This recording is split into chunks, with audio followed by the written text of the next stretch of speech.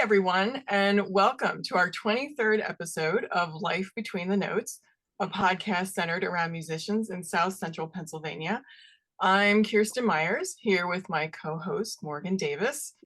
We are both musicians in the Lancaster area of Pennsylvania who want to bring you stories and introduce you to the lives of musicians and the musical culture in our region.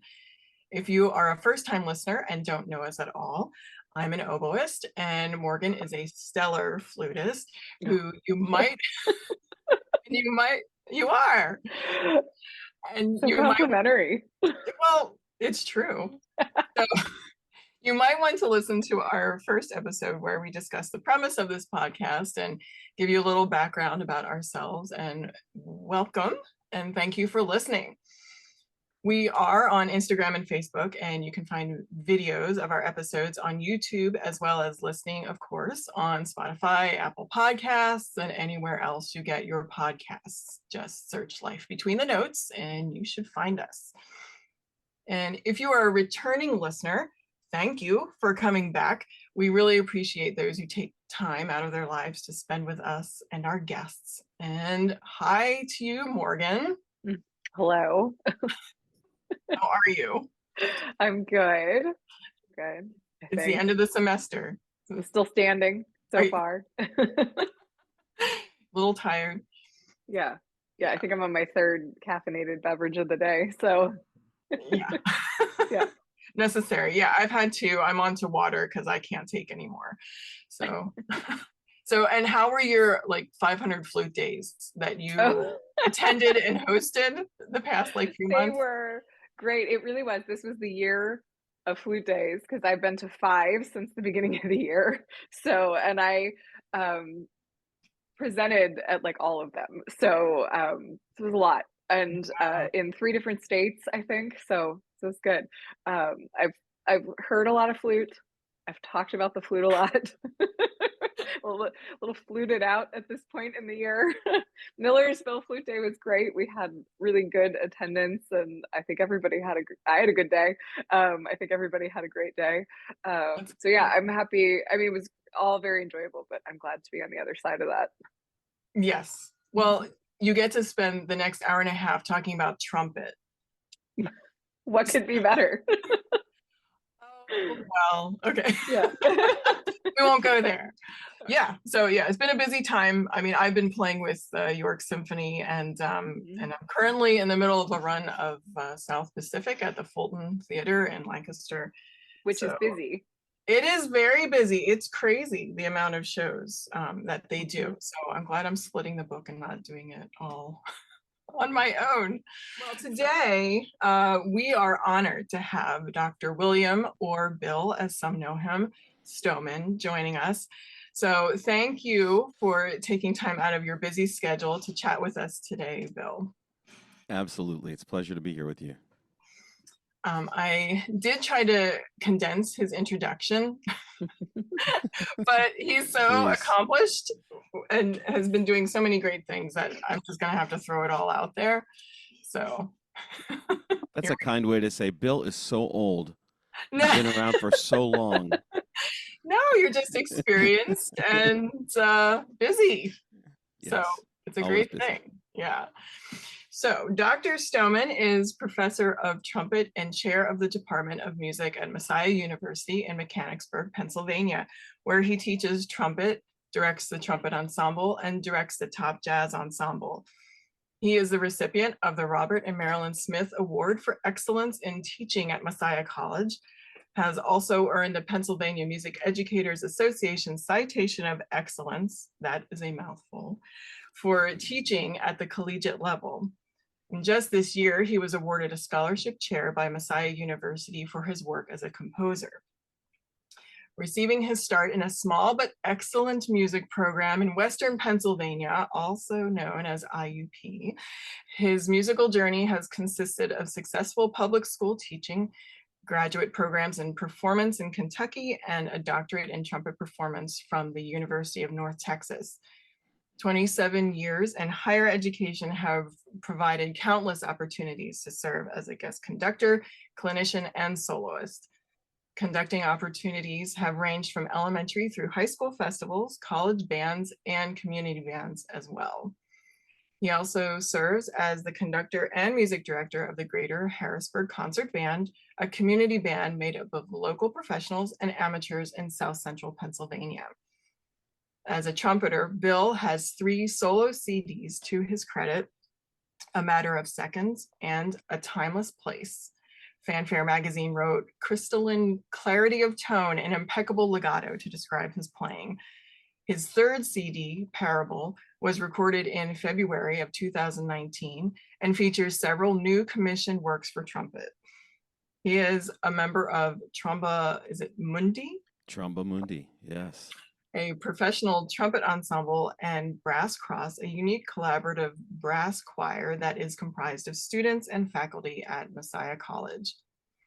He's also performed and recorded with the North Texas Wind Symphony under the direction of Eugene Corporon, the Keystone Wind Ensemble under the direction of Jack Stamp, and the Atlantic Brass Band. Bill is an S.E. Shires trumpet artist and plays mouthpieces designed by Pickett Brass. Currently, he performs with the Asheville Symphony in North Carolina. As a composer, he has numerous works for trumpet ensemble, brass band, and wind band to his credit. His etude book, 26 Contemplative Studies for Trumpet, has been adopted in trumpet studios across the country. Volume 2 will be released later this year. Dr. Stowman has served on the boards of directors for the International Trumpet Guild and the Central Pennsylvania Friends of Jazz. He now serves as the Associate Director for the National Trumpet Competition. So like I said, we are absolutely honored and thrilled that you are here today. It's great to be here. And now I'm tired. I What's left? It's been great. See you guys. You're just done now. Great. So, well, and I can't believe that we're now hosting our second trumpet player, Morgan. What are you thinking? I know. We interviewed Todd Fulginitti on episode 16, and we haven't even interviewed a flutist yet. That seems a little weird. Maybe one flute player is enough. I don't know what I'm doing. I mean, I've been trying to spread the wealth, but Yeah. so I apologize, Morgan. Yeah. I mean, I have to look and go, what am I doing here? Right. I feel like I dropped in on a woodwind podcast. Well, no, we try to be, open-minded. Very good. If you learn anything from today, it's that. Right. So regardless, we have a lot of ground to cover here. So first of all, Bill, you are currently living in Central Pennsylvania, and you went to college in Western Pennsylvania. Did you grow up in Pennsylvania? I did. I grew up in Western PA, what I like to call the Great 1-4. Little town called Brockway, up in Jefferson County. Yeah, Okay. I'm near Du Bois and Clearfield in that way. I know where this is. Oh, do you really? Okay. Yeah, Not too many people do. I grew up in Tyrone, so that's yeah. out in my Of course. no one knows where it is, neck of the woods. Well, when I was in school in Texas, I would just tell people I was from Pittsburgh because it just wasn't worth the explanation. No. but yeah, Western Pennsylvania boy at heart, and IUP, for undergrad school, and then kind of traveled the states a little bit after that. But the goal was to get back to Pennsylvania, or at least closer to family. Then that was the real driving force. Although when I came to Messiah, I knew my teacher told me in North Texas, he said, you should apply for this job at Messiah University or college at the time. And he said, if you apply, I think you'll get it. And if you get it, you'll either stay 1 year or spend your entire career there. And I was like, how do you know these things? Right. So, but I was literally here. I was months, and I was like, oh no, I'm good. I'm home. Yeah. Yeah. But, It was great. But So this is a very different Pennsylvania than the one I grew up in, but it's still Pennsylvania. mm-hmm. So how is it different? Well, up there, as I say, up there, in the mountains, quiet, beautiful, slower pace. But if those of us in music and in the arts, I always think of Pennsylvania as everything's just sort of running down the state. Like you need to get to Pittsburgh, Harrisburg, or Philly, right, to have now there Mhm. are cultural centers. There are other great things going on in other places like Williamsport and Lancaster Mhm. and things like that. But um, you know, it's different in that there's so much more to do. Like I Mhm. think about what's available or what was available to my kids while they were growing up compared to what I had out there are really different, even in terms of like musical and non-musical things. But Mhm. the amount of teachers there are to choose from here and the experiences with youth orchestras and youth jazz bands and whatever else, it's just a very different way of life. Yeah. Yeah, for And sure. always about 10 degrees warmer. Yes. I'll take that. I'll take anything I can get Mhm. to be Yeah. warmer. Mm. So, were your parents musical? Not at all. Yeah. This is the weirdest thing. Now, I will say that I had one uncle on my dad's side who was a sort of a self-made musician, accordion, guitar, that kind of thing, but not trained in any way. But my dad absolutely loved the trumpet. Like I grew up listening to Al Hurt and to Harry James and those kinds of recordings, and so I just really think he wanted me to be a trumpet player. Huh. And then later I learned, this is kind of an odd part of the story, that he did like Harry James, but I think it was more that he liked Betty Grable, who was Harry James's girlfriend. So ultimately, my career is based on the fact that my dad thought Betty Grable was beautiful. Right. Yeah. Great. Yeah. Well, that's a solid foundation. I'm saying Yeah. this was clearly my path. Um, Right. but I will say this about my dad wanted me to play so bad early on. We all had our struggles early on, and I struggled with just, managing all of it and remembering literally, even though I only have three buttons to push down, you know, which ones those were. And my dad, who was not a musician, took my beginning trumpet book and just looked back and forth at the fingerings and wrote them in for me. And I still remember that to this day. And I don't think I would have made it or gotten out of even into middle school band without his encouragement and help. So that's just a super neat Aw, thing that happened. Yeah. that's great. That's great. But no, So, go ahead. well, I was gonna ask if you have any brothers or sisters who, or is it, were you just, Yeah, one brother, and played trumpet in band for in high school, and then went on to do other things, and never came back to it. But okay. All yeah, right. So he did too. yeah, yep. Had you played anything else? Was it just trumpet? I messed around with baritone a little bit when I was in high school. Just to kind of experiment with other instruments. I love the euphonium. If I weren't a trumpet player, I should have probably have been a euphonium or a trombone player. I like the lower sounds better. I love things with a lot of low brass, and I like to kind of position myself in the context of that, even as a player. Mm-hmm. So I did mess around with that a little bit in high school, but the trumpet was the path. Mm-hmm. And you had started when you were like fourth grade, Yeah, the fourth grade, typical, yeah, $60 Olds Ambassador, that my parents found in the paper, yeah, you know, and yeah, just had interestingly, a great private teacher in my town. It was a gentleman by the name of George Monaco, who worked at the glass factory. I think he was a draftsman or an engineer, but a fantastic jazz trumpet player. And I had lessons each week. I paid $3 for a 30-minute lesson that usually went an hour and a half, or until my mom called looking for me. yeah. And then so Really? yeah, George and we would do the lesson, and then he would say, "I want you to hear this record," and then we would just sit and he Mhm. would just spin records for me until Oh, like my mom would call and go, you have school tomorrow," and wow. she would call the house, and then Lucy would have to come in and say, "George, you need to let Billy go home." It's great. So, like, did he have other students? He Or, did, but I think on the night I went, it was just me. okay. Yeah. Yeah, there Yeah. were only like two or three of us that studied with him, but I think that was my night, Yeah. and yeah, and it wasn't like he was watching the clock and threw me out. I'm sure he realized I needed the help, but Yeah. also I think we just liked hanging out, playing trumpet records. That's how I found out about things like Maynard Ferguson. Oh, As a young boy playing trumpet, because George would introduce me to all that. yeah. Yeah, Well, and that's amazing to have a teacher like spend that much time with you and show that they care so much about yeah. what that It, about music and their instrument. yeah, I mean, it's been an incredible role model. Like George, I can still hear him. I could still hear his Hmm. sound in my head. Yeah. We maybe have this with early teachers too. I mean, it was such a sweet, amazing trumpet sound, and he played this very specific instrument. It was an Olds recording model trumpet, and beautifully engraved. And they're interesting horns because the valves are in a little bit displaced on the horn, so they're kind of funny looking. Um, but George sounded like it was just this super silky, buttery sound, and I've always wanted one of those horns. Mhm. And a good friend of mine, in fact, one of my friends that I do my podcast with, um, I just had a big birthday go by, and we were actually out of town at a gig, and he came down in the morning breakfast and sat this trumpet case on the table and said, "Happy birthday." And I was Mhm. like, I knew immediately what was in it because he had one hanging in his office. Oh, And I'm wow. like, no, no, no, no, no. No, I'm buying this from you. This is not happening. No, Mhm. you're not.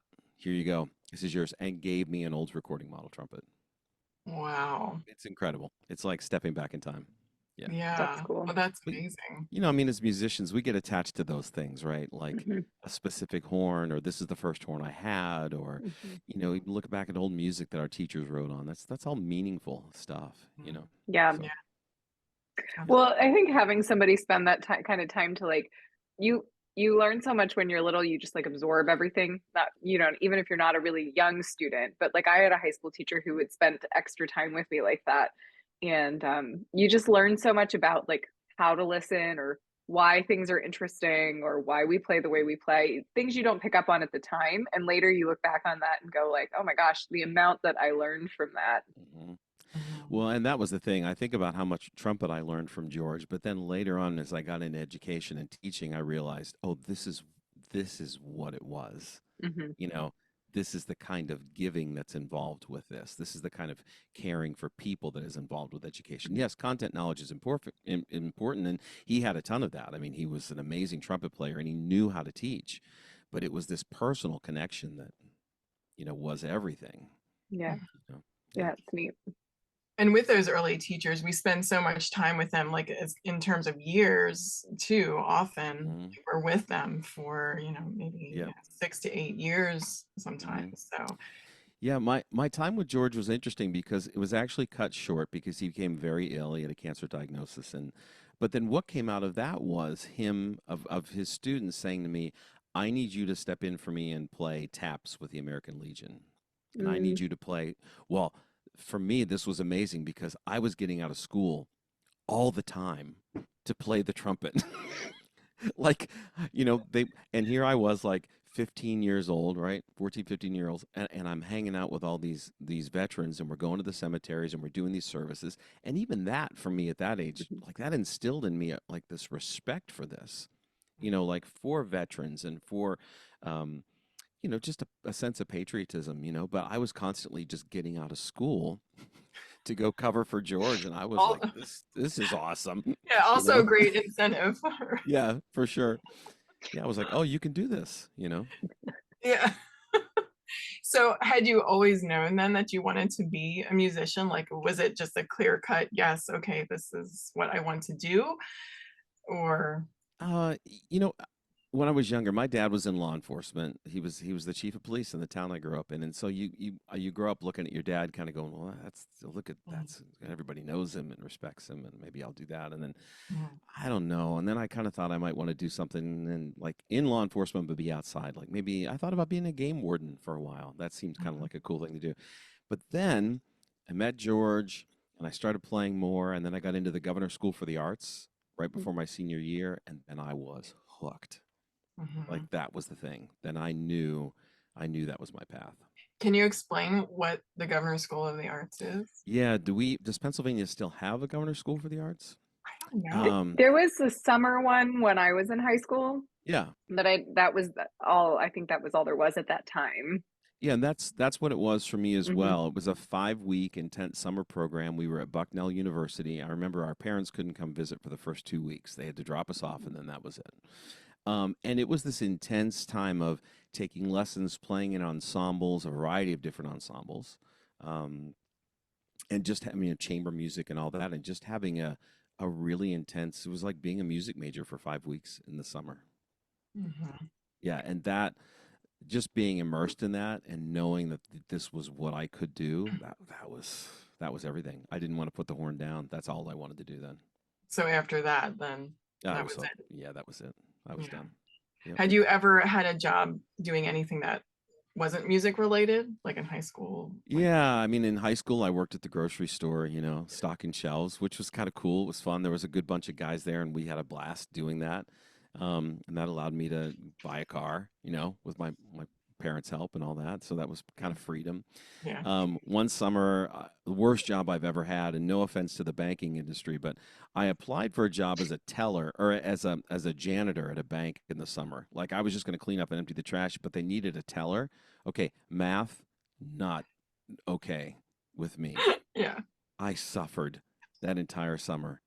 Yeah. It was amazing. And those tellers, they were so nice to me. Like every day, because you have to balance your, I was gonna you got to say. balance the drawer every day. And I was like chest pain, and I'd look and they'd look at me and I'd go, nope, shake my head, no. And then, and the money was always right. I just always screwed the paper up, but they were so kind to me. But no, that was another thing that I think it's important to do those other jobs because they drive you toward the thing you want to do. Oh yeah, yes. Yeah, it helps And make it clear where you need to go or should go. yes, and being a bank teller was not it. Yeah. No. Have you ever doubted your career path at any point? Like, but once you were in, you were in. Yeah, I think once I was in, I was in. Yeah. I think there are times when I wish that I could do more of one thing or another. You know what I mean? But within the discipline, like I wish I had more time to play, or wish I had more time to write. And there's always kind of reconciling that tension. But no, it's been all in the whole time. Mhm. Yeah. Yeah. So what so you went to IUP for your undergrad. Had you applied anywhere else or had you known I that started an application to the Eastman School and then realized, dude, you know, let's be let's be realistic. right? And plus, I went to IUP for a visit and I saw the marching band and I was like, okay, this is cool. Hmm. Indiana. I went in was Indiana in the fall and I was like, yeah, I'm there. I'm done. Yeah. And I mean, I wouldn't have gotten in at Eastman. This was a much more realistic. Well, I You know, mean, it's good to give yourself some choices. I Maybe. know. I could have let them tell me no, but Right. I think they would You have. saved them the trouble. I really That was did. kind of you. I really did. Yeah. I was a late bloomer, you know. Oh, I hear you. Yeah. So, when you were at IUP, you were involved in the marching band like the entire time you were there? I was. Yeah. I played trumpet for 2 years and realized like I got really tired of going in for lessons on Mondays and Tuesdays and feeling like beat up from doing that, So I Mhm. auditioned for drum major and I did that for my last 2 years. Oh, there you go. Yeah, Okay. and I think that's actually where the conducting bug Mm. kind of started. Hmm. But I studied with Bill Becker, and I'm really grateful for that. He was, we all have this. I have this line of teachers, right? Because of the other degrees, and I have to say, like, I had the right teacher at the right time for me. Hmm. Like, I look back at that and think about what George did for me in high school, what Bill Becker did for me as an undergrad student, the knowledge he gave me. And then I studied with Kevin Eisensmith at Eastern Kentucky. And when I got there, Kevin was absolutely the diagnostician and the patient teacher that I needed at the time. And then I studied with Keith Johnson at North Texas. Keith wrote the book called The Art of Trumpet Playing. Was a phenomenal, just world-class pedagogue. And that's what I needed in that moment, kind of like the musical finishing sort of zoomed out, just taught me how to teach myself, taught me about pedagogy. And I'm entirely grateful for all of them, but the order I had them in was perfect.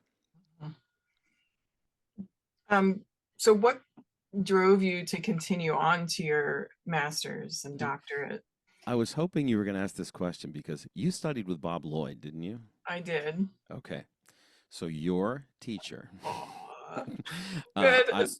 I was sitting, I had him for conducting classes. Oh gosh, I forgot he taught. Yeah, right.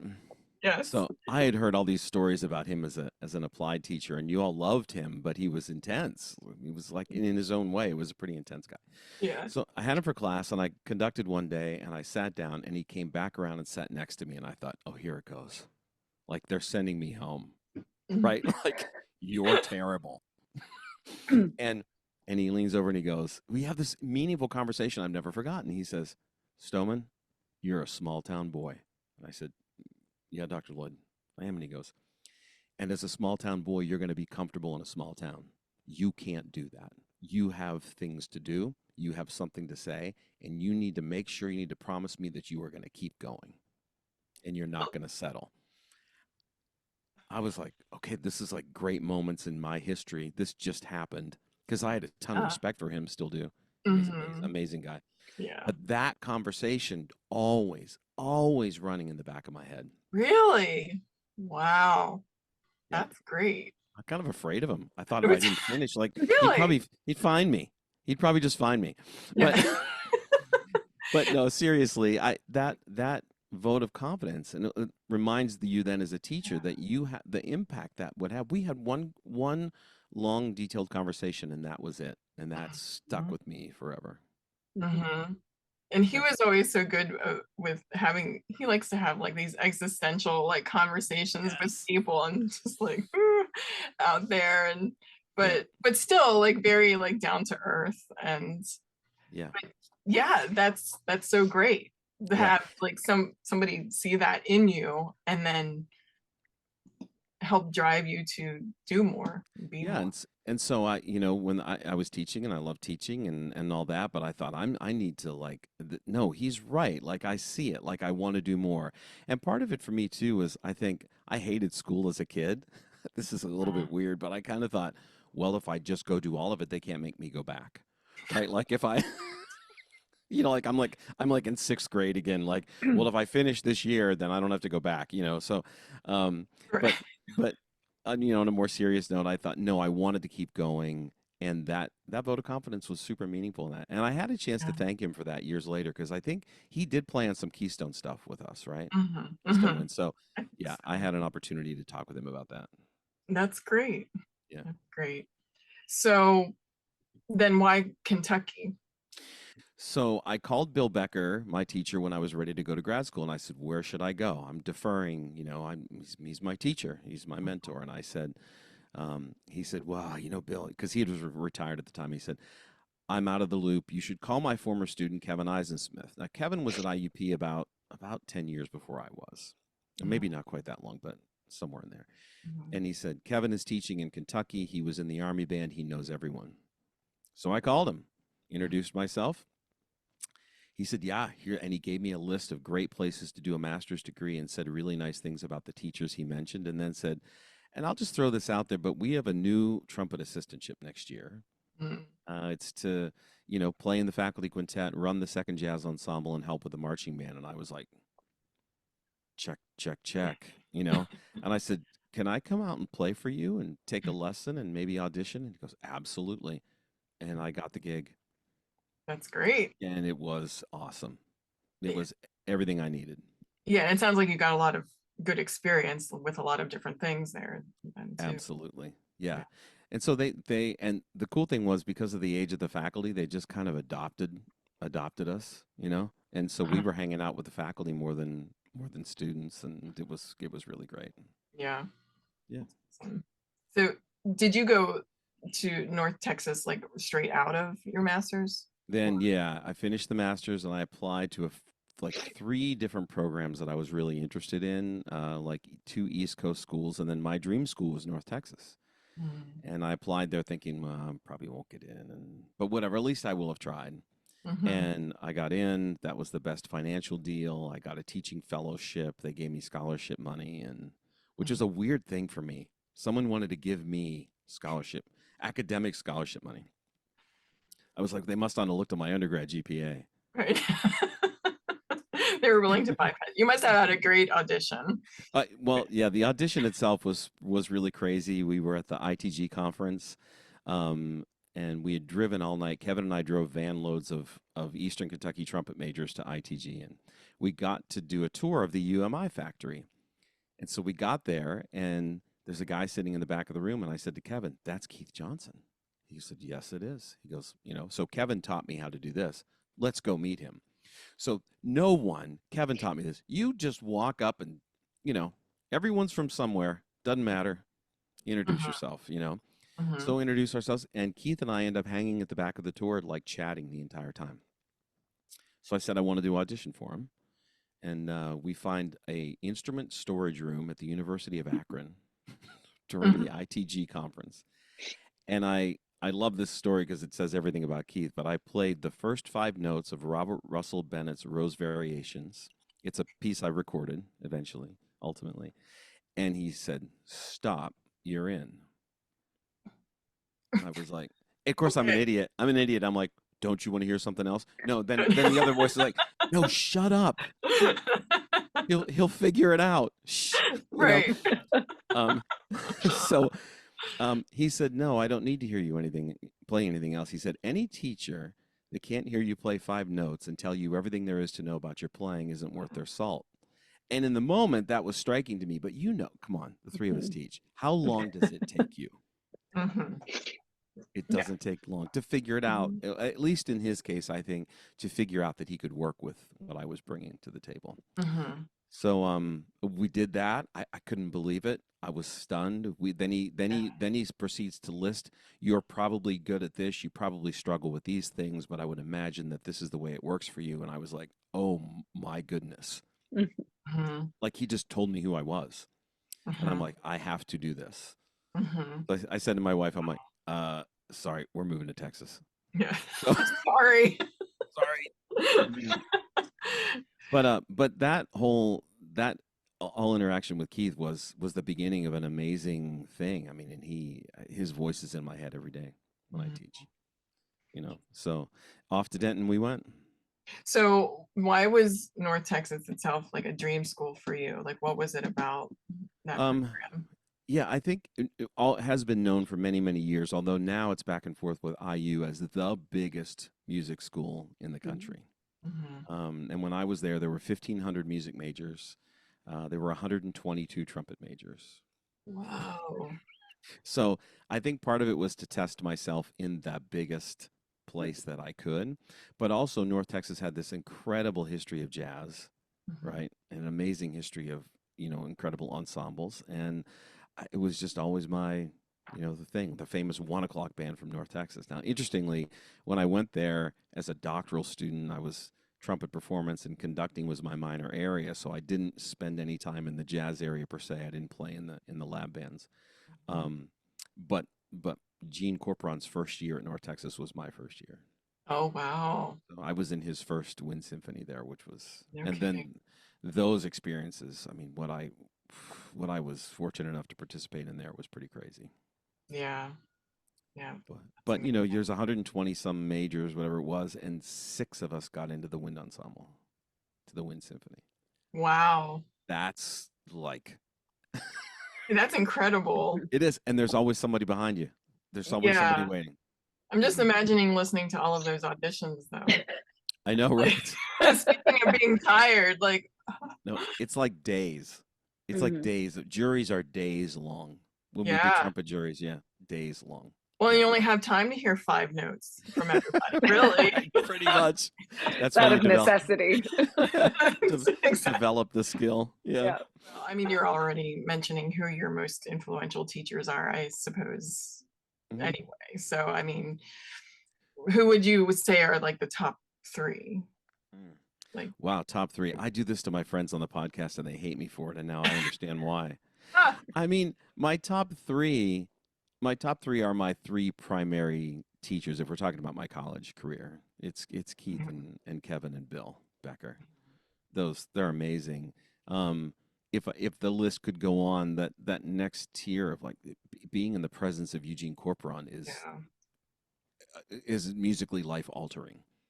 I learned more in those rehearsals. I learned how to be a conductor in those And rehearsals. why? Like, why would you say it's life altering? His perception of music, the way he processes music, his ability to understand how it works and fits together, and then his ability to explain and clean that is like nothing I've ever seen. And my first rehearsal, one of the first rehearsals with the Wind Symphony, we got in there, and this room is loaded with doctoral students, people who have played professionally. And he starts out, right, that rehearsal, the 4 T's of playing in an ensemble: in tone, in tune, in touch, and in time. Like the most basic things. And I thought, this is not what I expected to happen. But then you realize, as he just, spiral curriculum and just added to that and added to that and added to that, that those are the fundamental things that the great players have to do. You, at every moment, you have to have a great sound. You are responsible to play in tune with people around you. And we did so many recordings that, as you know from the recordings we did with Keystone, those fundamental issues are the things that pop up when you're recording. And they cost you time, and time is money. Yeah, right, So right. be able to get it right the first time, be in tune the first time. Yeah. Yeah. Um, I, yeah. So, but Gene's perception of music and how it works is amazing. I love how you say it's your responsibility to play in tune. Mm-hmm. I just I I heard Dan DeSico was one of my conductors at IUP. I don't know if you knew Doc DeSico or not, but I remember in rehearsal he always said, "I just assumed it was me. I always assume it's me. And if you start assuming it's you that's out of tune, then this will get, it'll get better faster." Mhm, Which is, I've mhm, heard now since then a lot of other ways to say that, but ultimately, if mhm, everyone's that conscious of it, yeah, mhm. it is a responsibility. It's yeah, Yeah, agreed. yeah. That's great. So you mentioned your wife, and that Hmm. was during your master's. When did you meet her? And what is her name? Tell me. Her name is Lynn. Okay. Yeah, and I met her after undergrad school in the town where I was teaching, and then we moved to Kentucky together. Okay. And then she has done other stuff. She's a hairdresser actually by trade. Okay. So not a musician, which brings incredible balance to the Yes. force. Yes. Yeah. Um, and actually now she works for a company called 31 Gifts, which is Mhm, handbags and organizational stuff. It's a direct sales company, and she loves that. But our commitment was that she stayed home with the kids. That's what we wanted to do. That's what she wanted to do. And we raised 4 children. Our raising, I should say. Our youngest is in college now. yeah. Wow. So he's a sophomore in college. And we have our first grandchild. Really? Aw, Yeah. Yeah. congratulations. Yeah, thank you. Yeah, she's awesome. The Was that grand recent? Yeah, she'll be 2 in May. Aw, Yeah. So she's amazing. yeah, That whole game is awesome. yeah. Um so yeah, so Lynn was great with all that. Like, she understood the music thing, understood why it was important to me. And one of the coolest things she did when we moved to Texas, I was feeling like I wanted to get the degree done. Like, you're looking at least, if you get the coursework done in 2 years, you're flying, and that's kind of a big deal. And she could tell I was feeling really bad about, I'm gone these nights to teach privately in Dallas, and I have these rehearsals on these days, and I'm gone for class, and then I have to teach my students and whatever else. And I remember apologizing about it many, many times, And my birthday's in September, so she gave me a card, and in the card it said, "Please just go do what you need to do. We'll be here when you're done." Aw, Like, this was yeah. essentially the message. Mhm. Yeah. Um, and I actually told Keith about it later, and he's like, "Can I get your wife to write an open letter to future doctoral students who, especially I was considered a non-traditional student because I was a little bit older, Mhm. and like, that look, yes, it's going to be difficult for 2 years, but if you just buckle down and do it, then you can get out." And so, coursework in 2 years, then I got this job, and then it took another year to, you know, pass qualifying exams, do the third recital, write the dissertation, do the lecture recital, do the comps, and get out. So it's a process at UNT. Yeah. And it's in general, it's so important to have a supportive partner, spouse, and who understands that schedule. Like Morgan and I have talked about this Yeah. several times Yeah, because, and neither of our husbands are also not right. musicians, Yeah, and but yet they still understand. right. Oh no, and that's the thing. Like she always understood it. And then poor Lynn, like we raised four musicians, like two, Oh, two. I wow. mean, so like they were all in music all the time, and the oldest and the youngest in music education. My second son's a pilot with American Airlines, and then my daughter's an elementary school teacher. So, but she, here, it's like this music thing just kept coming back to get her, all the time. But no, she got it, and again with that, I think as you were experiencing too, great balance. Like there were always other things to do, and Mhm. and she got all that. She understood the commitment of this, but then we had other things as well. Yeah. It's just a crazy schedule, no matter if you're performing or teaching. Yeah, Mhm. evenings, weekends, when Mhm. other people want to relax, we are their entertainment, Right. Yeah. Yeah, it's pretty it's much. a like an all-consuming uh Yeah, career path. Because when you're not working, it's still your brain is still there so often and yeah. the odd hours and I think it takes a special person to be a partner in those relationships, like understand and to see the value, why Yeah. it's important what we do. Well, then there's the practicing too, right? We're just talking about the Yes. commitments, right? Like Yes. we're not talking about the hour and a half a day it takes just to maintain your face, Hmm. as a player, Hmm. yeah. And my husband really likes when I'm making reads and when 'Cause I'm it's when I'm quiet. crowing them all the time. Oh, okay. That I do ask, like, is it okay if I? And it's like, well, People I'll go always downstairs. Well, it's yeah. crazy because trumpet, we actually have this advantage in that I can mute my instrument. I have practice mutes Mm. that are Yep. essentially silent. Yeah, Yeah. you can't And do that with the flute. nope, nope. And so if I hide in the right part of the basement and aim the right way, Mm. I'm Yeah. good. Like Right. I can get Yeah. away with it. I mean, I People can always shove say a to my cloth into my bell, but Yeah. well, that would be entertaining. I have done Yeah. that. I've actually used a hair scrunchie, Yeah. and yeah, Interesting. in I gotta desperate come up with times. a flute mute. I'll get rich off of that one. Oh, you really would. Um, Yeah. yeah, yeah, no, because people will say to Brian, like, "Oh, it must be so nice to be married to a musician," and he's like, "Well, the practicing is a thing." Like It that's is. always his first response, like when she's playing the same note over and over and over again. Yeah. Actually, what we need is a piccolo mute, maybe Oh, not a I flute. just do that when no one else is in the house. It's too much. That's too much to ask.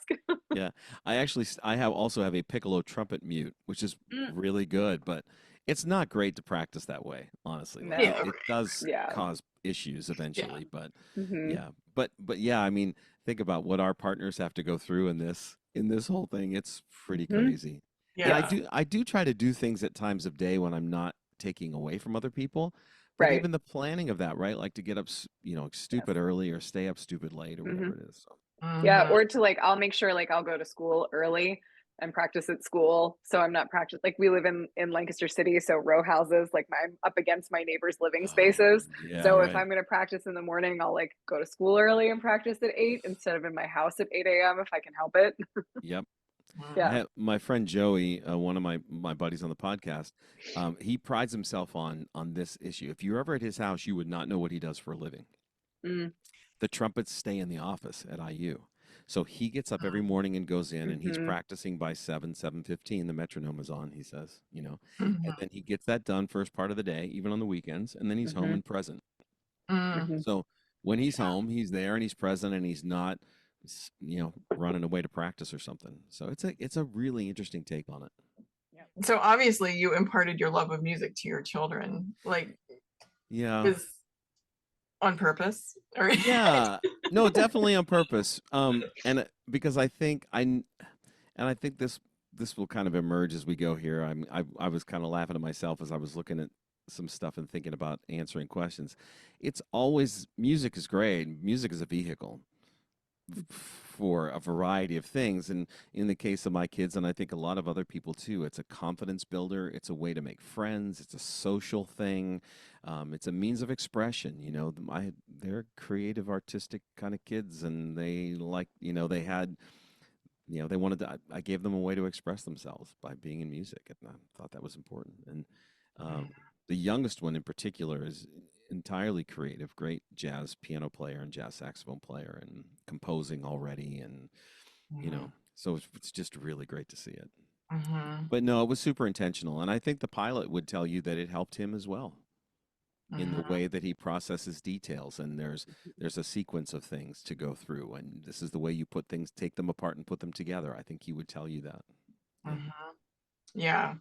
Yeah, the social aspects that you mentioned, it's so important for so many kids, Hmm. for sure. And and I found that my oldest son, who's going to be graduating college in a few weeks, actually, Hmm. now he is autistic, Hmm. and for him, he plays cello and French horn, and he's just not a sports guy, Yeah.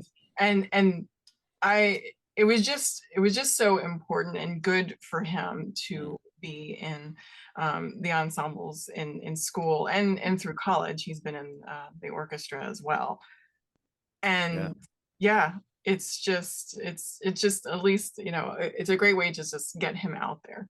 Yep. For sure. Yeah. Well, yeah. I mean, that's the thing. The socialization aspect. That's good for everyone.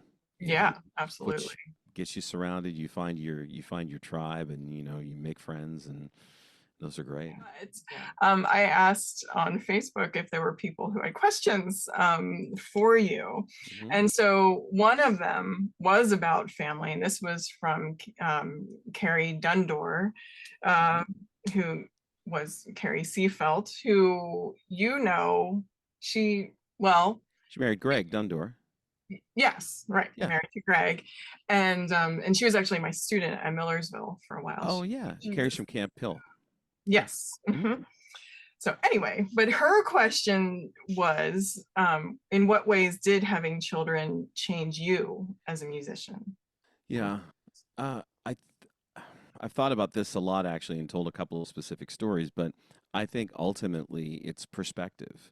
Like as musicians, we get really wrapped around the axle about just about anything, like especially Mhm. performing, right? We can really Yeah. get wound up about that and think the entire world's crashing down on us. But if you've been through a childbirth and are just grateful that everyone survived it, and and now you have you have a family to take care of, and you realize there's this huge thing called life that's going on. A 50-minute trumpet recital is really not that big a deal. Um, Mhm. Yeah. that there are other meaningful things and other responsible, things that you're responsible for that are much heavier and weightier than that. Um, I remember going back to UNT to do my third recital, and my son Carter our son Carter was really little. In fact, he holds the record in our family for asking, "Are we there yet?" We left Mechanicsburg to drive to Texas, right? I swear to you, we were 4 minutes from the house, and he said, "How much longer?" And I was like, No. "Dude, days, okay, Yeah. days longer." But Gosh. I remember going, and because Carter's and again, he's the pilot, so he's this calm, even, unflappable, just steady hand.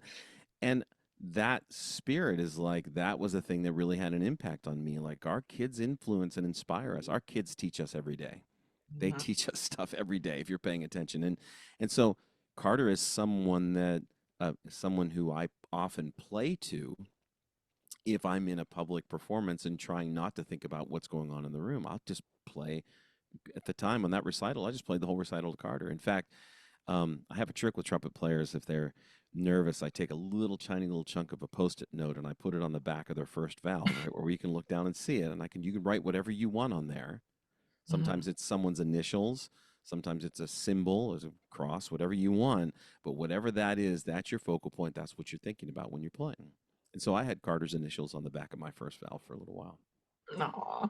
So I think that for me, that's what it is. It's perspective, it's context, because your world, and rightfully so, becomes about them and taking care of them and Mhm. playing ultimately for them. And that's way better than playing for a grade or Mhm. playing for notoriety. Mhm. Right. And I imagine too, it probably makes us a bit like more empathetic to like the students that we teach as well. Right. Okay. Yeah. Yeah. Oh, yeah, for sure. Yeah. Yeah, you start to look at that person who's okay, they didn't turn something in or they didn't practice or they were a little bit late and you think, it could have been my kid, you know. Yeah. And quite often we have to be all things to all students, you know, we really do. And, in our own teaching, sometimes dropping the hammer works, sometimes being kind works, sometimes doing all of those things work. But yeah, you're looking at someone's son, someone's daughter standing there, and that is huge perspective. And if I'm not mistaken, Caroline and Greg just had their first child. Yes. Right. Yeah. She just Which had a baby. just so when I saw the yeah, and because Eric, Greg's dad, who was the choral director at Mechanicsburg for years and years, lives in my neighborhood. So they are Um, over the moon. And I'm like, oh, yeah, you're going to love it. The yeah. grandparent thing is awesome. Yeah. Yeah. Yeah. That's so Yeah. exciting. So So congratulations, Greg and Carrie. yeah, for sure. And I understand her question. Yeah. Totally. Yeah. I knew where that was coming from. Exactly. Exactly. You've talked about um, this making one big decision Hmm. regarding how you make professional and personal decisions. Um, Hmm. can you expand on that and give us an idea of your thought process on that? Sure. 'Cause I could use some help on that. um, well, we talked about as I looked over stuff here, and I think about it. I usually use it in terms of when people say to me, "Why have you been at Messiah for so long?" or "Why did you stay?" Mhm.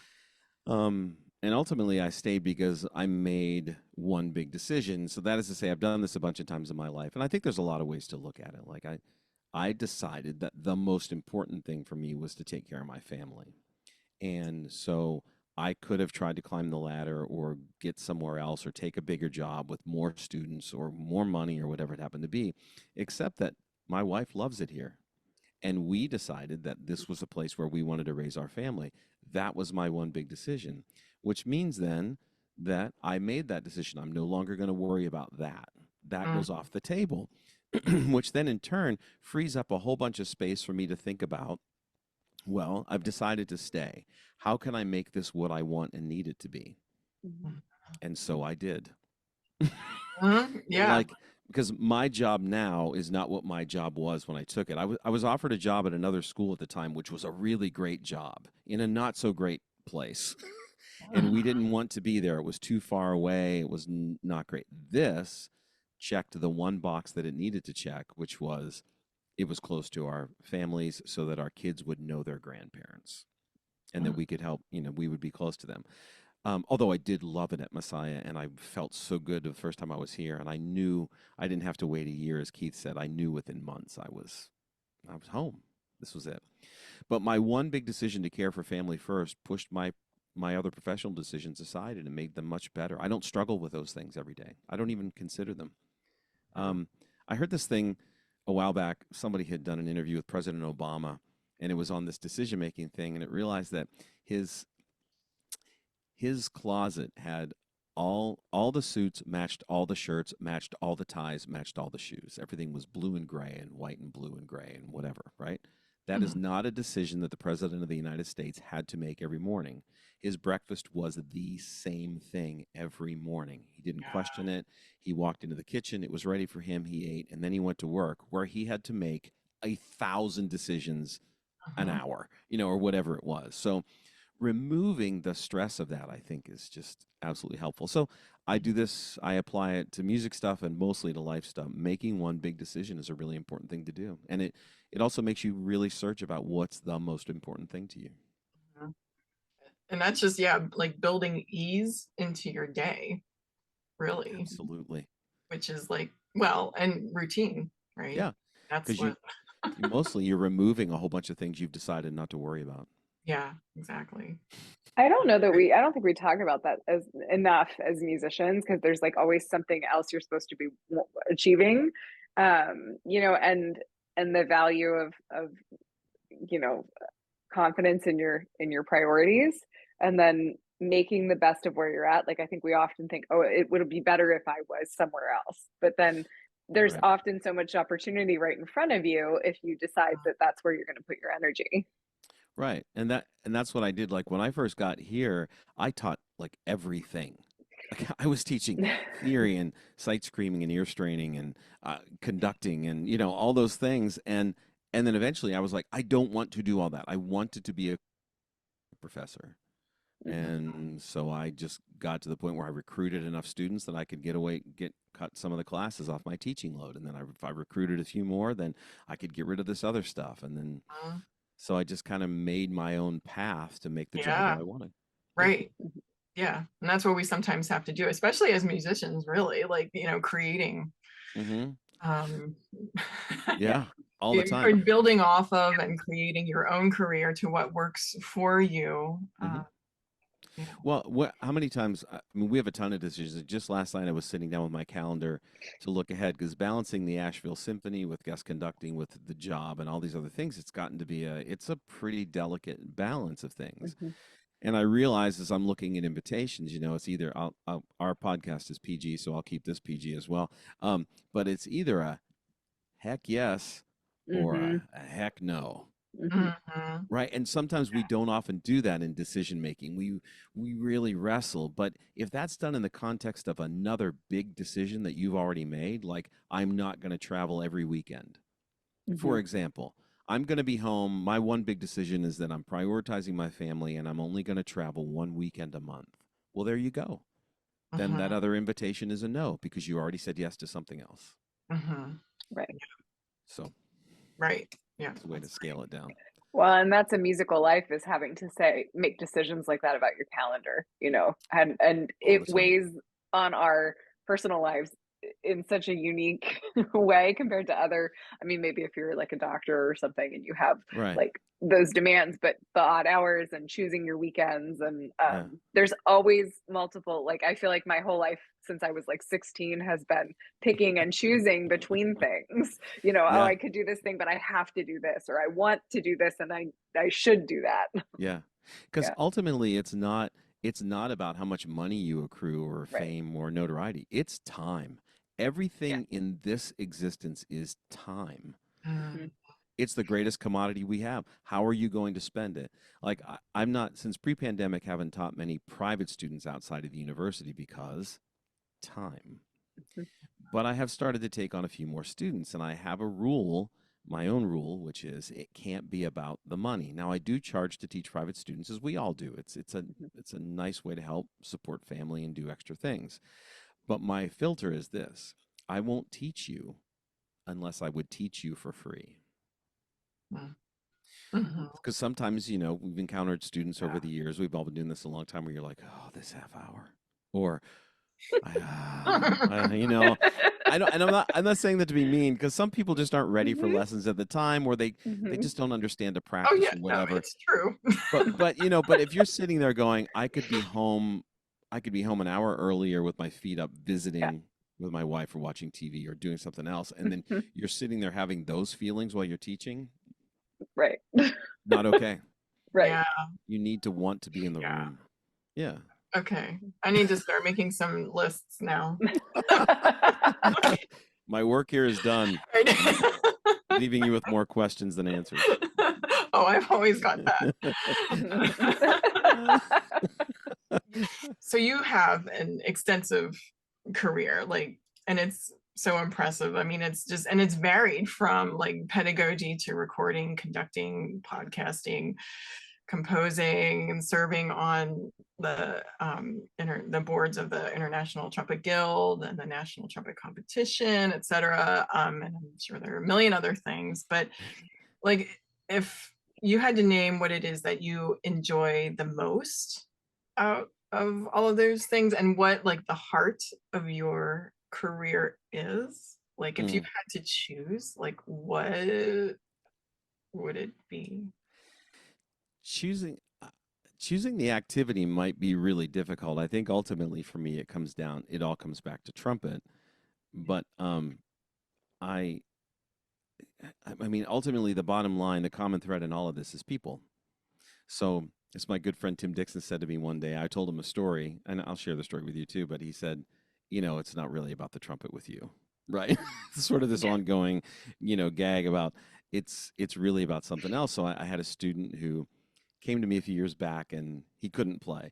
And he had been rejected by some other schools, and I understood that because he needed a complete restructuring, Mhm. embouchure wise. It was just in a bad place, and he was never going to succeed.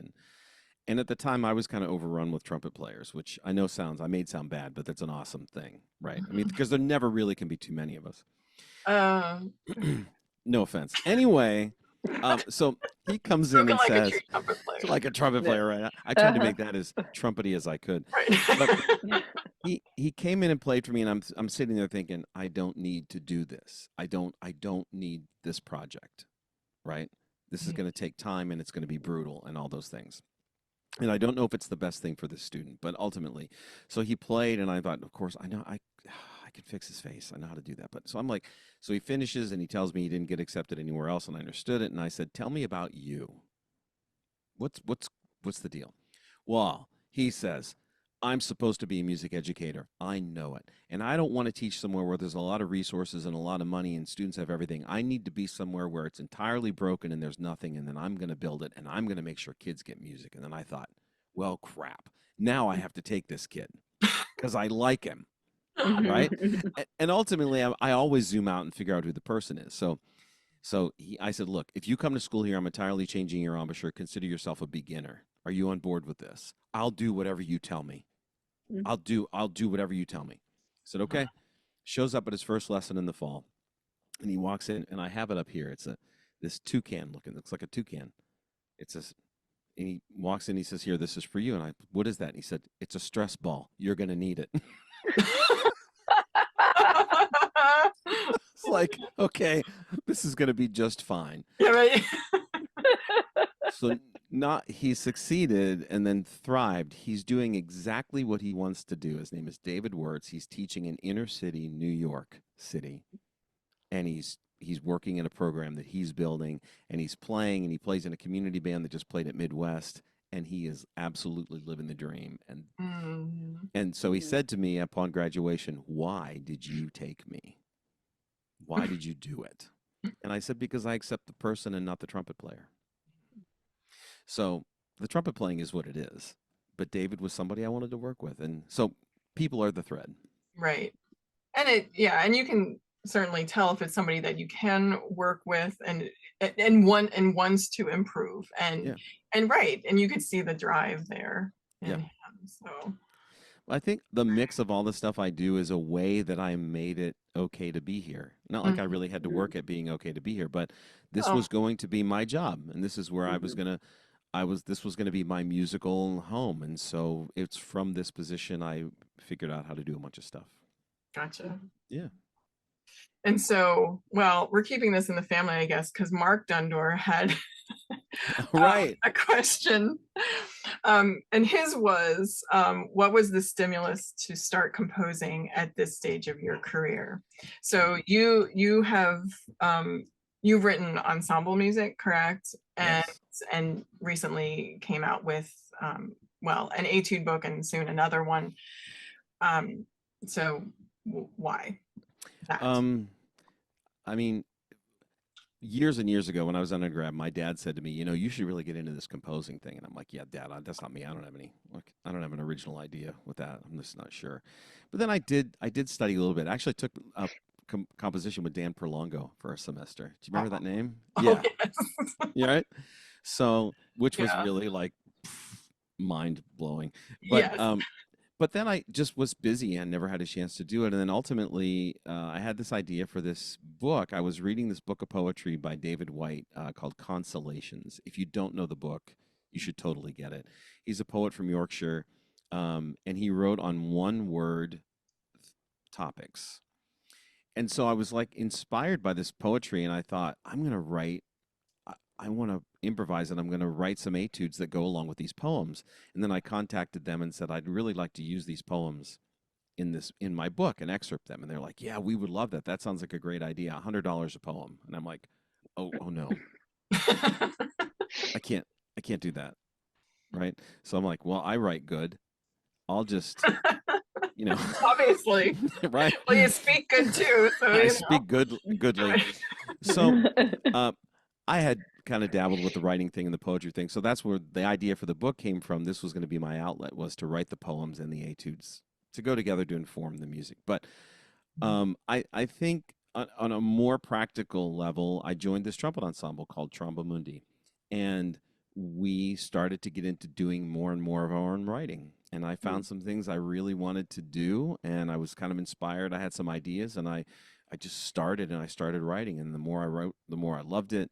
And then I got asked to do some bigger projects because people heard the stuff. And I had a piece premiered at the ITG conference a year ago that I wrote for our group and a group from France and Full Wind Band, and Jack Stamp was the conductor. Wow. It's a group in Minnesota, which was really weird. Um, but Yeah. I think in the back of my mind, you know, my dad's voice about you should get into this and you should do this is always kind of there.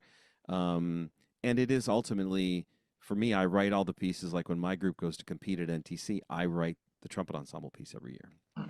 And so it's just it's another outreach to education, another way to facilitate students growing and learning. Um, yeah, and so right now, well, actually on Monday I'm going to clinic a choir. Yes, me, because they're doing a choral piece that I wrote. Do you sing good too? I sing good. I sing not good. Yeah. Do you remember? Sorry, with a personal note, but do you remember Miss Cha? Oh my. Christina Cha from Yeah. IUP. We had her for voice class. That was And a long time ago. She said to me one day in voice class, Mr. Stowman, promise me you never sing by yourself. Promise. She said you should always sing in a large group. I said, okay, Miss Cha, I promise. Anyway, I wrote a choral piece that essentially is a conversation between my mom, will be 93 in July, and my deceased father. So it's this conversation that I imagine them having about her being here and him being gone and all this. And the concert choir here did it, and a whole bunch of other people have performed it. So I have found that for me, it's also a way to, you know, obviously ultimate expression is to write, you know, and if I'm doing something for friends or people that are close to me, I find that I can write very, very quickly and I get things done. And it's been an interesting path. And then I'm in the midst of this big project now that'll be premiered in Durango, Colorado, fall of 26. Yeah. Nice. Actually, sorry, fall of 25. I got to get on that. But it's for Trombomundi and full orchestra.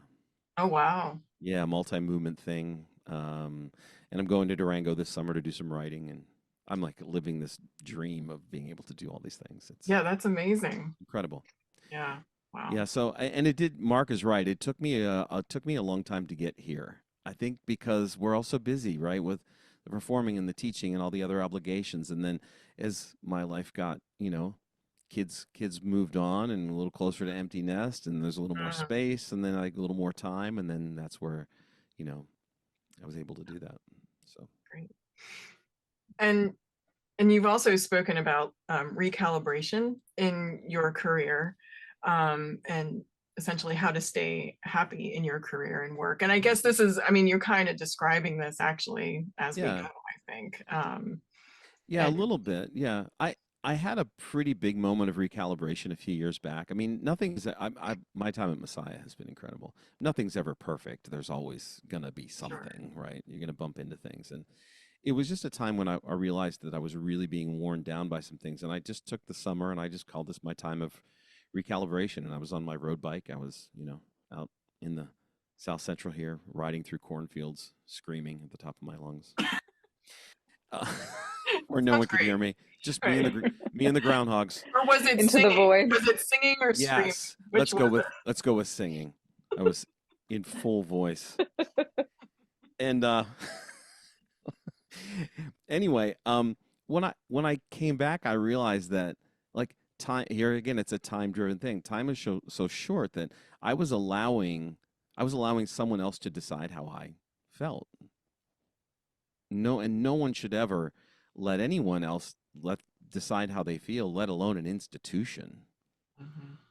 We just ultimately don't mean enough to anyone, like a company or a school or whatever, you know. I mean, we're just part of the thing. And so what I decided to do though was just sort of recalibrate and shift my emphasis to the things that really did mean something to me, and that was my students.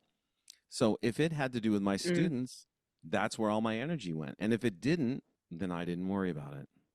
I Mhm. just kind of let it drift by. Mhm.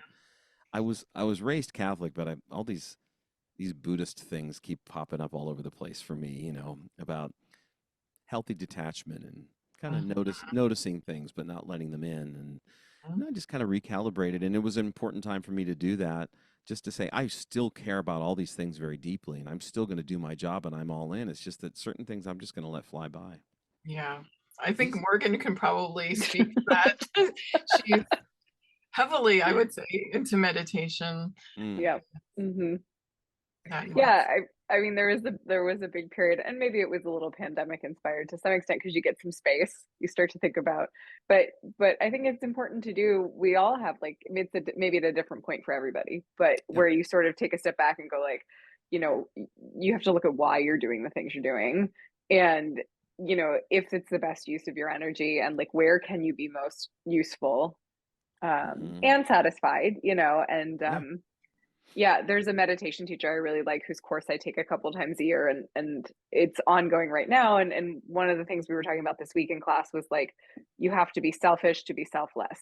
So you have to, Love take that. that time to reflect and on yourself and Mm, what you're doing and why you're doing it, so that you can go and do the things you're meant to do.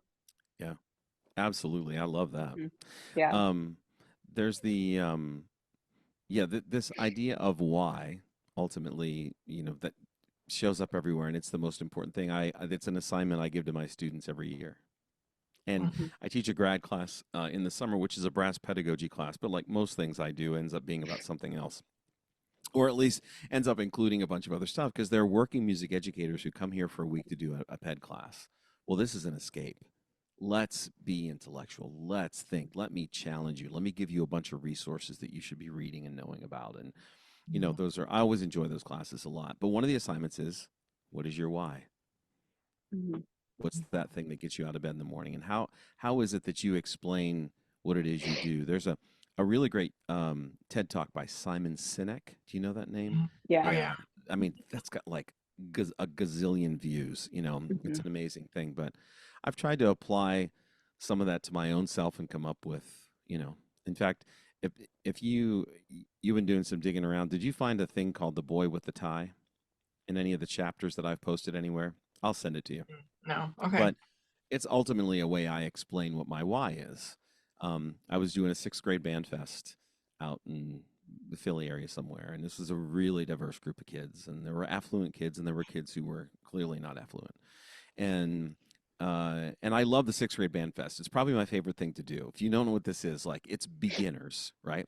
Mhm. And they show up with the 5 notes they know, right, in the morning, and then I conduct them all day, and we do a concert that night, like 5 or 6 pieces.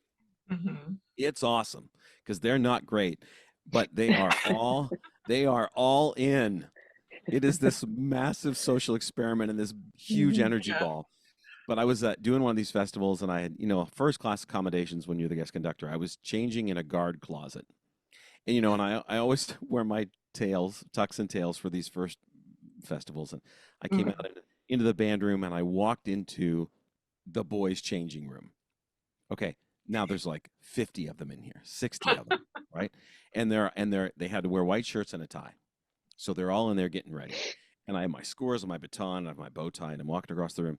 And this boy walks across the room and steps in front of me and holds his tie up. He can't tie a tie. Well, I didn't even think about it in the moment, other than, oh, I'm a dad. I got this. So drop my scores, drop down to one knee, and I tied that tie. And I would like credit in this story for tying the tie backwards because I nailed it. And I'm saying that I didn't put it on and tie it and put it over his head. Like I did it backwards. Thank you very much. Anyway, I get it all centered up, get the knot just in the right place, and I make sure it's right. It is right. The tie's long enough, all that. And I look past him, and there's a line of 40 boys. Oh no. This was awesome. and my host comes over and he goes, Bill, you do not need to be doing this. Like we've got a concert in 20 minutes. And I Mhm. said, Well, we do need to be doing this. We have a concert 20 minutes. I suggest you Right. take it. I'd take a knee and we get going here. So there we were, shoulder to shoulder, tying ties. But it's in that moment when I realized what mattered to that boy was that I was there to do that. Yeah. Yeah. Like, okay, the music thing happened and that was all really important. But in that moment, he knew that I took a moment to go, you need this. I'm going to do this for you. I'm going to be here for you. And Mhm. ultimately, like, it washes over me even just thinking about the story now is that that's why I do what I do. Mhm. It's sure it's about notes and trumpet and whatever else, but ultimately these connections are about people and Yeah. it's that kind of genuine interaction and moment that is the answer. Yeah. Yeah. That's great. Well, and speaking of festivals, so there was a question about that from Ann Ehlers, saying you have guest conducted numerous festivals. Um, Many. and I mean, how many do you think you have conducted? Do you Uh, even know? 20, 27 years at Messiah, but I started before that, so we'll call it last 30 years, 6 to 8 a year. Yeah. Wow. Okay. And varying Well, from all state to adult bands to district and regions to counties to the sixth grade band fest again, which is the Cadillac of all festivals, right. the sixth grade band fest. To district jazz, I've done, Obviously. oh yeah, it's amazing. That's the one where you're featured singing, correct? At the sixth Yes, grade should be band yes, fest. absolutely. That's what I thought. Okay. I'm gonna get on that. Yeah. So, so Anne's question was, what is your strategy for guest conducting festival ensembles? That's such a loaded question. Yeah. I have a very specific process that I go through, and I'll credit Jack Stamp with this initially because I saw him do this in a rehearsal, and then I took it and just put it on steroids, and it's become a thing that I do. But I don't speak for the first hour and a half. So I first thing I do is I take my horn and I play something for them, and then I usually play a concert F or a concert B flat depending on the age of the group, and then they they understand that they should play that back to me. And then Mhm. I play patterns and they play back to me and we communicate like that for Mhm. quite a while. Ear to hand stuff. And it's a chance for me to show that I have a humorous side as well as I'm being serious and we're listening. And it's usually done in dead silence because they don't know what's going on. Yeah. And then I pull up the first piece, show it to somebody who will announce it to the group, and I will do that first piece and I'll rehearse it for a good half hour without saying anything. Smooth it out, not so much of this. You stop there, here's where we're starting, and it's this crazy sort of vibe. But again, it's in dead silence because Mhm. they're just not sure what's going on. And then usually about an hour and a half in, I'll say good morning and then we'll get on to other stuff. But that for me, and everyone has to work within their own system. For me, that has worked over the years as being my way in as a musician. I think for me, it was always important for students to think of me as a fellow musician than it was a tyrant or a conductor or someone standing there over top of them. I wanted to relate to them on that level. And the other thing, the other big secret I think for me over the years is that I usually ask every kid their name once. Because you've got 150 people in the band, and sometimes it's just a sea of people. But I try to zoom in and zoom in and zoom in to the point where I get to know them for who they are and make a Mhm. comment about their name or I like your glasses or you're Mhm. really tall when you stand up or whatever it is, you know. Um, I've tried to make it as personal. I try to make it about people. If there's one big secret, that's probably it. Um, and ultimately, the other big thing I've done with festivals is that I aim low with the difficulty of music, no matter what the group is, so that I can teach music Mhm. rather than hammering notes and rhythms all day to make sure something holds together. That's not a really great use of Mhm. that experience for kids. Right. Those experiences should be to deliver musical concepts they can take home and make their groups better. Mhm. There you go. And there was a question from Joey Ekman, that in broad strokes, what are the major differences between your own collegiate music education versus the experience of a music major in 2024? Yeah. So Dr. Joe Ekman All right, I'm is sorry, Dr. Joey. oh no, he wants to be known as Joey. It's fine. Okay. He's probably upset that I just said that if he listens. Um, Dr. Joe Ekman was my one of the first two trumpet majors I had at Messiah when I got here. Okay, And great. he's a phenomenal musician who is a dentist, who became a dentist, is still a phenomenal musician. Um, to answer Joe's question, I think the big difference is, in terms of content knowledge, it's the same stuff. And kind of unfortunately almost the same process that when I was in school. You know, it's the same, we're packaging things the same way. I mean, ultimately, I think what's different is the people and what we're preparing students for, because the public school experience in particular right now is dynamic, and it's very different than it was 5 years ago, pre-pandemic, right? It's very different than it was 10 or 15 years ago. So I think learning to manage all that, or preparing students to manage all that, is the primary difference, Mhm. if that makes sense. But again, content is, it is, you know, the history part of it's there, the theory part of it's there, applied, all those things. But yeah, we're preparing students for a very different experience in the public schools.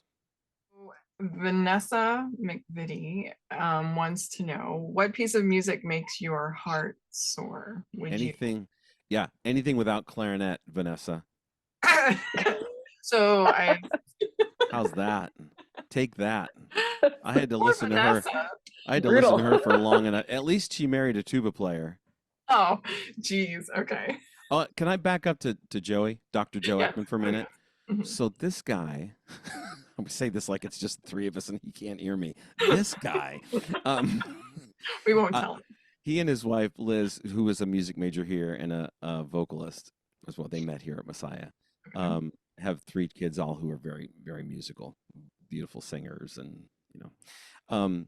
At any rate, uh, Joe is doing a bunch of composition, and especially for choir, because his kids were in choir all the time. He's written some beautiful choral music. So if you're looking for a fresh voice, I'll do a little commercial for him.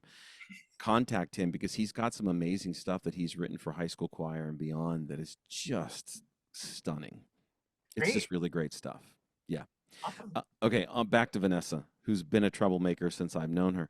Um, my answer to this question, and this might surprise you, we'll see. It's there's one answer. There can only be one answer to this question. It's the only right answer, and that is the Bach Goldberg variations. Huh. Piano, Okay. harpsichord, however you want to listen to it, it's fine with me. Glenn Gould, though. Great. Yeah. Okay. So when she asks, would you prefer to play it, conduct it, or listen to it? I guess we're listening to it. We're listening to it because we don't need to talk about how I did in keyboard. It's as good as the singing, right? It might have, yes. Oh, It's on par. oh okay. We could say I am equally versed. Fabulous. Yeah. But that's a piece for me that hits me in a variety of ways and a variety of depths that is just I find it absolutely amazing. And anything Bach, really. In fact, there's you guys know the name Brad Meldau? He's a pianist, mostly jazz pianist, and I only learned about him a few years ago. But he has this incredible album called After Bach, where he plays like a Bach prelude and then does his own Oh, improvisation in a I know jazz this. I didn't style. know the name. Yeah. Oh my goodness, it is Yeah.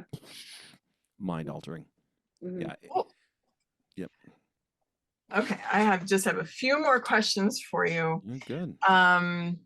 So what is it in your career that you are most proud of so far?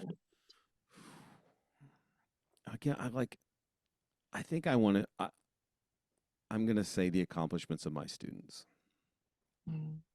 Like I've enjoyed all the stuff I've done. I really have, and I'm grateful to have done all the things that I have, but I think about some of the things that my students are doing. You know, like the fact that David Wirtz is doing what he's doing every day. I have another student. I have a sort of a list in my head of former students who have become my teachers. Um, and probably at the top of that list is a guy by the name of Ben Blasco, Dr. Benjamin Blasco, who's works at Lipscomb University in Nashville, Tennessee, and is building an amazing program there. Ben, yeah, that our relationship pivoted around the time he was finishing school here, and gradually, you know, became my teacher.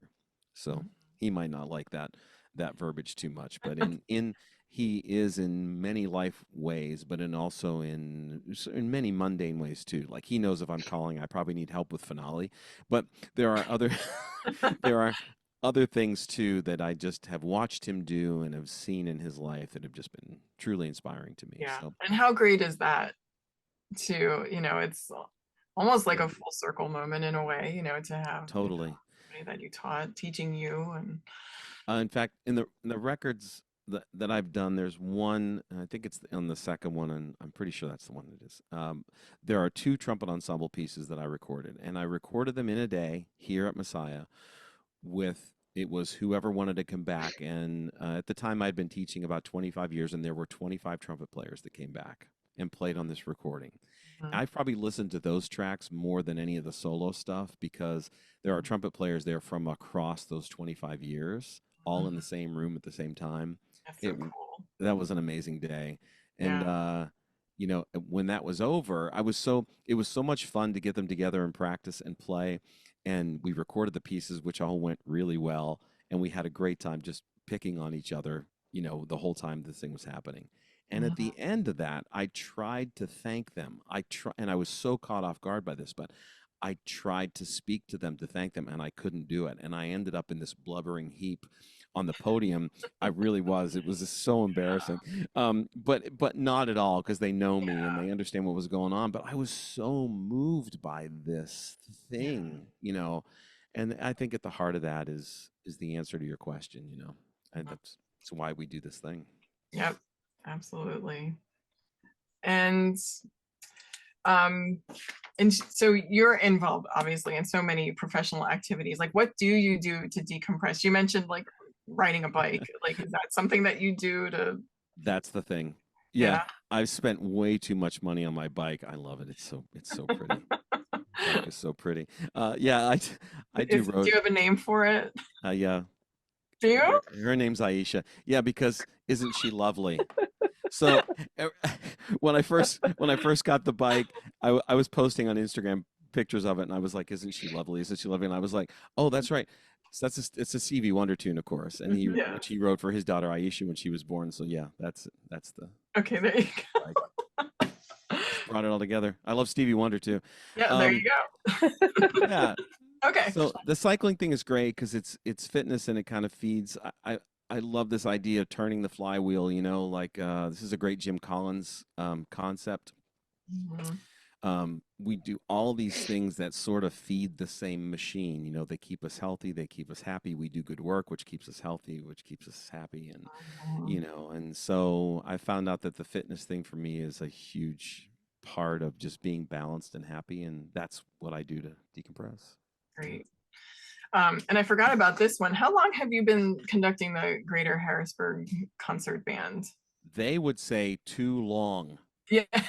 would be, uh, I want to say it's probably about 25 years. Okay. Yeah. Because when I first got here, they were Bob Zellner from Gettysburg College did it. Bob had a great career at Gettysburg and really well respected musician, and he was giving it up.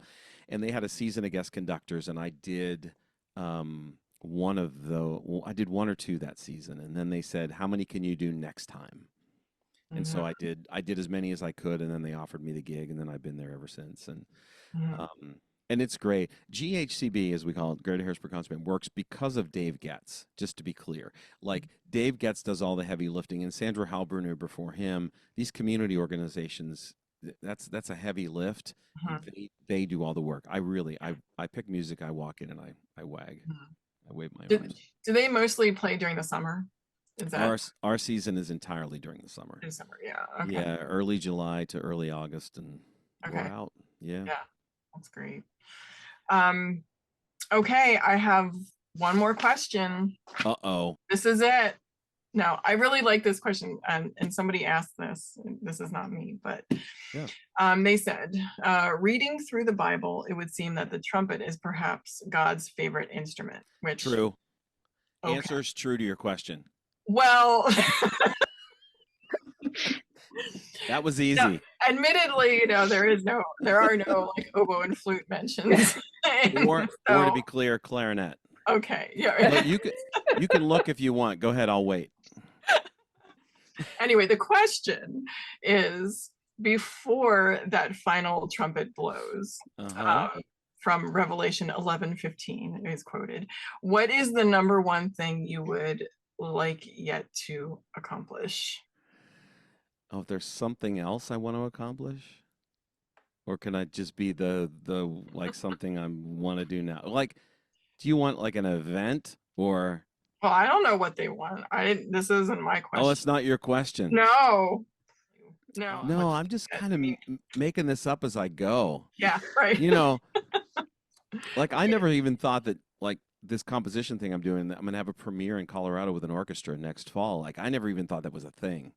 You know, and here I am just kind of making stuff up as I go. So Right. it is a great question. Yeah.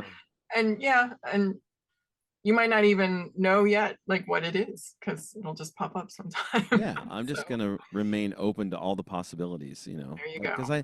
I think it would be different. Definitely as a cyclist, yeah, I definitely want to do. I haven't done a century yet, believe it or not. I keep avoiding it. A 100-mile ride. I've Mm-hmm. done a metric century, but that's not a huge, super huge life goal in reference to a Bible question. I feel really bad about that. But I'm being selfish to be selfless. There you go. Well, is there anything else that you would like to add, Bill? Let me check my list. No, I don't think so. Other than thank you guys. Like I wish we could have been in the same place and had coffee while we done this, you know, had this interview, but and maybe we should just do that anyway at some point. Exactly. You know, next time. I think the only thing I guess I would mention is just to kind of shout out the podcast, which you mentioned, but it's called The Open Bell. And that is in reference to not using a practice mute, by the way. That's why it's called that. But I do this with my friend Joey Tortel and Brian Appleby Weinberg, and they're just dear, close friends of mine. And it is in name, a trumpet podcast, except we, as you guys do too, you lean into life and a whole bunch of other things that are going on, which is really great. And, you know, try to provide a great escape for musicians sometimes. So, yeah, check out The Open Bell. Drops on Tuesday mornings. Okay. So, yeah, and you said you have 164 episodes. I saw that. I was like, oh boy, like I have a ways to go here. Yeah, we record and now we're coming up on our summer hiatus, so we don't drop any new ones over the summer. But ultimately, through the academic year, yeah, we just make it part of our week. Yeah, that's great. Get together and record it one night, and then we post it the next Tuesday, and it's a lot of fun. Cool. Lots awesome. of fun. Well, thank you so much. Thanks. My pleasure. I can't wait for this to come out and see how you covered for me and fixed all the stuff I said. No, I'm not editing anything. This is it. All right. This was a pleasure. It's great to meet you, Morgan. Yeah, nice to meet you too. Great to see you. I'm honored by the invitation. Thank you. So we are so grateful for all of the work you have done and continue to do for our Central Pennsylvania community and beyond. And thank you to our listeners. We are so glad you're out there supporting us. If you ever have the chance, please give us feedback. We love to hear from our listeners, especially if you have any questions or suggestions. Please contact us at lifebetweenthenotes@gmail.com. You can also find us on Facebook, Instagram, and video versions can be found on our Life Between the Notes YouTube channel. So follow us at all these places and wherever you listen to your favorite podcasts. So with that, have a great day, and thank you, Morgan, and thank you, Bill. Pleasure. Yorkshire.